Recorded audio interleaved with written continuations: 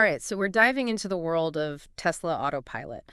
From what we've seen in these articles, let's just say there's a lot to talk about. Yeah, it seems like everywhere you turn, there's buzz, there's skepticism, a whole lot of is it really happening kind of energy around this tech. And, is it safe? That's the big one, right? Definitely a lot to unpack there. So let's start with the basics. Tesla calls it autopilot, and then there's the full self-driving option. But how full are we really talking here? Well, that's the million-dollar question, isn't it? Even with the so-called full self-driving, we're still looking at what's considered level 2 automation. So yes, the car can lend a hand, but the driver is still, well, the driver. You're responsible. You're engaged. No taking a nap behind the wheel, even if it feels like the car wants to. Which brings up this whole naming controversy that keeps popping up in these articles, right? Like autopilot, full self-driving, those sound pretty definitive, don't they? They do. And that's where you see regulators and safety experts getting a little uneasy. Because those terms, they could easily give drivers the wrong idea, make them think the car can handle more than it actually can right now. And there have been some high-profile accidents involving autopilot, right? But then Tesla releases these safety reports, and they're saying, hey, autopilot makes driving safer. So based on what you've seen in the data, what's the real story? You hit the nail on the head. It's all about how you frame the data. Tesla's reports, they tend to zero in on highway driving, which makes sense. That's where autopilot is mainly designed to work. And they're comparing it to national averages that include, well, everything, city streets, back roads, the works.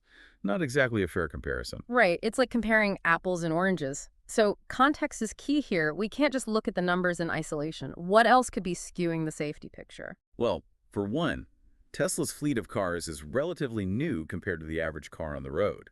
And newer cars, they just tend to have better safety features in general. And then there's the whole demographic of who's buying Teslas. It's a premium brand, which often means factors like, higher socioeconomic status, access to generally safer roads. Those could be playing a role too. So it's more nuanced than just looking at raw crash data. Before we get into the specifics of those concerns, let's rewind a bit. The articles talk about how autopilot has changed over time, starting with basic lane keeping and then getting more, well, ambitious. Absolutely. They started by teaming up with Mobileye for the hardware and software. Back then, it was all about adaptive cruise control, keeping you in your lane, that sort of thing. But then they shifted gears, started developing their own hardware and software in-house, aiming for those more advanced features. And that's where Elon Musk's vision for this whole self-driving future comes in. I mean, he's made some pretty bold predictions about Tesla cracking the code on full autonomy. He has, hasn't he? He's repeatedly said that Tesla's on the verge of level 5 autonomy, which, by the way, means the car can handle any driving situation. No human needed. He's even put timelines on it, some only a year or two out. But those deadlines have come and gone. And yet, here we are, still gripping the steering wheel. There's quite a gap between those big promises and where the technology actually is, right? Speaking of which, one of these articles mentions something called Mad Max mode for lane changing. What in the world is that all about? Yes, Mad Max mode. That was, well, a pretty interesting nickname for one of the lane-changing settings they introduced with Autopilot version 9. It basically allowed the car to make more assertive lane changes, but some people found it a little too aggressive, let's say. I bet. Sounds like it lived up to the name. And while we're talking about, well, interesting portrayals of autopilot, there was that promotional video Tesla put out back in 2016, the one with the Model S seemingly driving itself. It Black, I think it was called. But turns out things weren't exactly as they seemed. Yeah, not quite. It came out later that the car was actually following a pre-programmed route, and even then, there were interventions, even a crash during filming. The final video, let's just say they did some creative editing to make it look like the car was handling it all on its own. A little bit of movie magic, but not exactly a true representation of what the technology could do at the time. It makes you wonder, what else should we be taking with a grain of salt? Right. It's a valid question. Now, Tesla, they're putting all their eggs in the camera and AI basket for self-driving, but other companies like Waymo, Cruise, they're using LiDAR, high-definition maps, the whole shebang, in addition to cameras. Yeah. Why is Tesla so set on this camera-first approach? Well, it really comes down to Elon Musk's vision and Tesla's overall strategy. Musk, he firmly believes that humans drive mainly using their vision. So cars should too. He's called LiDAR a crutch, said it's too expensive, not necessary. But not everyone's on board with that, are they? Not at all. Many experts argue that LiDAR and HD maps, they just provide a level of detail and backup that cameras, even with super advanced AI, might not be able to match. They're saying Tesla's approach, it might actually limit how far they can really take this technology in the long run. So it's gamble. Tesla's betting big on their AI to overcome those limitations. Now, while we're on the topic of technology, these cars are collecting data on our driving habits, a lot of data. But how Tesla handles all that information, well, it's been a little murky, to say the least. Data is absolutely crucial for Tesla's self-driving goals. They use it to train their AI, refine autopilot, all of that. But there have definitely been some eyebrows raised about their data collection and privacy practices. Like, what kind of data are we even talking about here? We're talking everything from your driving style, how fast you go, how hard you brake, how quickly you accelerate, all of it. And get this, the cameras in these cars, they're capturing images and video. And they can even record data when autopilot isn't even turned on, in what they call shadow mode. Shadow mode. Okay, that sounds a little creepy. But what happens to all that data? That's where things get a little, shall we say, unclear. Tesla's privacy policies, they're pretty vague about data retention. And even though they say they don't sell customer data, there have been instances where they've shared it with the government. So it's kind of a black box, and that raises concerns about transparency and how our information is being used. It definitely does, and it's something Tesla has been criticized for, with people calling for more transparency. Transparency and accountability, those are crucial, especially when you're dealing with tech that's so embedded in our lives. We've covered the evolution of autopilot, the safety debate, and the whole data collection issue, and honestly, we're just scratching the surface. When we come back, we'll dig into the regulatory and legal battles swirling around Tesla Autopilot. Stay tuned. So yeah, that need for transparency we were talking about, it's a big deal when it comes to the regulatory scrutiny around autopilot too. Specifically from the National Highway Traffic Safety Administration, the NHTSA. Right, the NHTSA, they're the ones who oversee vehicle safety here in the U.S. What kind of scrutiny are we talking about exactly? Well, they haven't been shy about investigating Tesla Autopilot, especially after those high-profile crashes. Back in 2021, they issued something called a Standing General Order, or SGO. It basically requires automakers to report any crashes that involve driver assistance systems like autopilot. Gives them data, helps them understand how this tech is actually performing on the roads, see if there are any patterns, any safety concerns. Makes sense. Knowledge is power, right? So what have those reports shown about autopilot's safety record so far? Interestingly enough, the initial data, it showed Tesla with a significantly higher number of crashes reported compared to other car makers. But here's the thing, it's not that straightforward. You see, Tesla, they've got a really robust real-time system for collecting and reporting crash data. Other manufacturers, they might be slower, so those numbers might not be telling the whole story. So it's that apples to oranges comparison again, huh? Exactly. It just highlights how crucial it is to have standardized reporting and to, interpret the data carefully. That being said, the sheer number of Tesla-related crashes, it definitely raised enough eyebrows for the NHTSA to dig deeper. They've launched these in-depth investigations into how autopilot handles specific driving situations, trying to pinpoint any design flaws that might be contributing to these crashes. Well, that's good to know, right? They're not just collecting data, they're actually getting into the nitty-gritty, trying to understand what's going on. And a couple of those investigations really stood out in the articles. One, looking into crashes with parked emergency vehicles, and then that whole phantom braking issue. What can you tell us about those? Yeah, those two really highlight some of the biggest challenges for these driver assistance systems in general, but especially for Tesla's approach.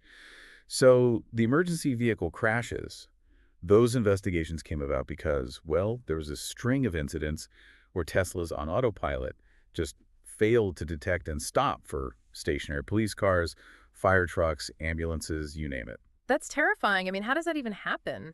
Well, what the NHTSA found was that autopilot, it had trouble consistently detecting and reacting to objects that weren't moving, especially in low light or if the emergency vehicle's lights were obstructed. But there's another factor at play here, and it's a big one. Driver inattentiveness.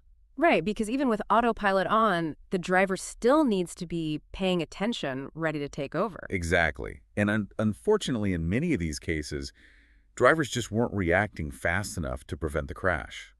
It really underscores how important it is to have really solid driver monitoring systems, something the NHTSA has been pushing Tesla to improve. Making sure people are actually paying attention, even when they think the car has it handled, that's huge. Okay, so then there's phantom braking. What is that exactly? So phantom braking, it's basically when the car slams on the brakes for seemingly no reason, like it sees a ghost, hence the name. I can only imagine how jarring that would be, especially in traffic. Oh, absolutely. And the NHTSA investigation, it zeroed in on the Tesla Model 3 and Model Y, specifically because those rely solely on cameras for autopilot. And they were getting flooded with complaints from owners about these phantom braking events. So another potential downside to that camera-only approach. Any idea what's causing it? It's still under investigation, but the NHTSA's working theory is that the camera-based system might be misinterpreting things it's seeing, leading to those false braking events. Hmm. They're also looking into whether Tesla's decision to get rid of radar sensors in those models could be playing a role. Interesting. Seems like that commitment to cameras might have some unintended consequences. It just goes to show how complex these systems are. Every design choice, it creates a ripple effect, you know? Yeah. It comes with trade-offs, potential drawbacks. But it's important to remember these investigations are ongoing, so we don't have all the answers just yet. Right, but it's not just investigations. The NHTSA has also issued recalls for Tesla vehicles, haven't they? They have. Tesla's had to issue a bunch of recalls related to autopilot. Some because they had to, some voluntarily. Often, it involves software updates to address specific safety issues. One example that comes to mind is the whole rolling stops feature. Rolling stops. Wait, you mean not coming to a complete stop at stop signs? Yep, exactly. Tesla, they included that in their full self-driving beta software. The idea was, I guess, in certain situations, a slow roll is fine, no big deal. The NHTSA, however, disagreed. They said, nope, not safe, and Tesla had to disable the feature. Yeah, I can see why. It's one thing to push the boundaries of technology, but pushing the boundaries of what's considered safe driving, that's a whole other story. Any other notable recalls? Earlier this year, there was a pretty big one. The NHTSA had concerns about how full self-driving beta was performing in certain traffic situations. They found 4 main issues. Sometimes it had trouble deciding what to do at intersections with yellow lights, like whether to stop or keep going. It wasn't always coming to a complete stop at stop signs. It wasn't adjusting speed correctly for speed limit changes.